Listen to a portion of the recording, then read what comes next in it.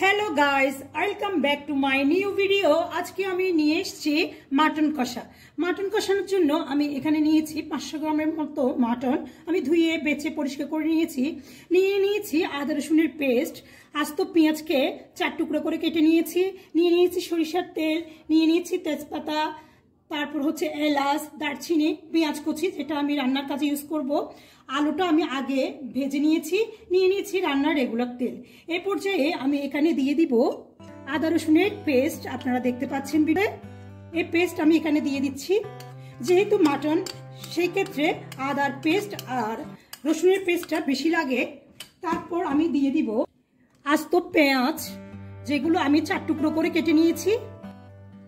দিয়ে দিচ্ছি হলুদের গুঁড়ো, দিয়ে দিচ্ছি ধনিয়ার গুঁড়ো, দিয়ে দিচ্ছি জিরের গুঁড়ো, দিয়ে দিচ্ছি মরিচের গুঁড়ো। যেহেতু মাটন মরিচের গুঁড়োটা বেশি লাগে এই জন্য আমি এখানে 5 চামচের মতো মরিচ দিব।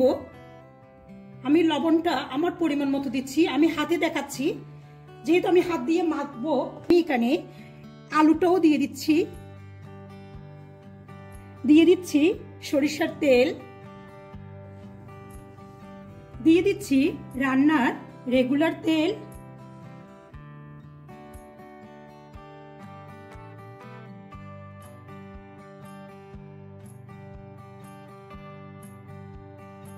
এরপর আমি দিয়ে দিচ্ছি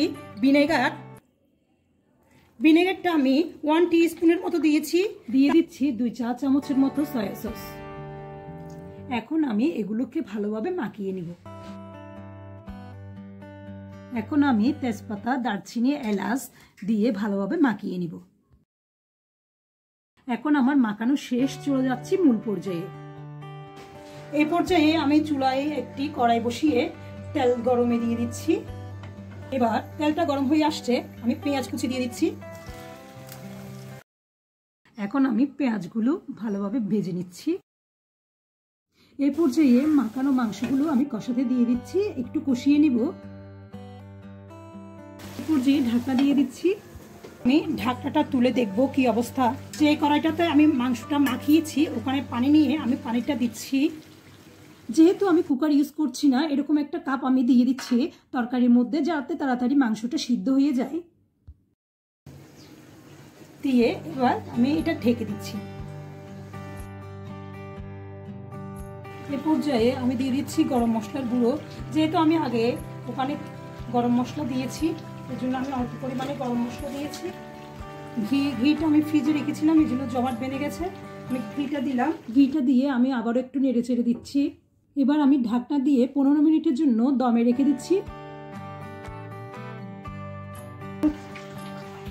এ পর্যায়ে আমার এটা হয়ে গেছে। দেখেন এখনো পর্যন্ত কিন্তু কাপটা ভাঙেনি, এটা যেরকম দিয়েছিলাম ঠিক ওরকমই আছে। আপনাদেরকে আমি দেখাচ্ছি। আর আমার মাংসটাও খুব ভালোভাবে সিদ্ধ হয়েছে। আমার রান্না শেষ, এবার আমি পরিবেশনের জন্য নিয়ে যাচ্ছি। তৈরি হয়ে গেল সুস্বাদু মাটন কষা। ভালো লাগলে চ্যানেলটিকে সাবস্ক্রাইব করে পাশে থাকবেন। আসলে আমার হাজবেন্ড বাইরে থেকে এসে দেখলো যে মাটন রেডি, তো ও চট জলদি বসে গেল খেতে। আমি ওকে দিয়ে দিলাম। আর মাটনটা এত গরম ছিল, আপনারা দেখতে পাচ্ছেন ও ছিঁড়ে দেখাচ্ছে, এতটা সফট হয়েছে আর এতটা টেস্টি হয়েছে, এতটা খুশি হলো ও।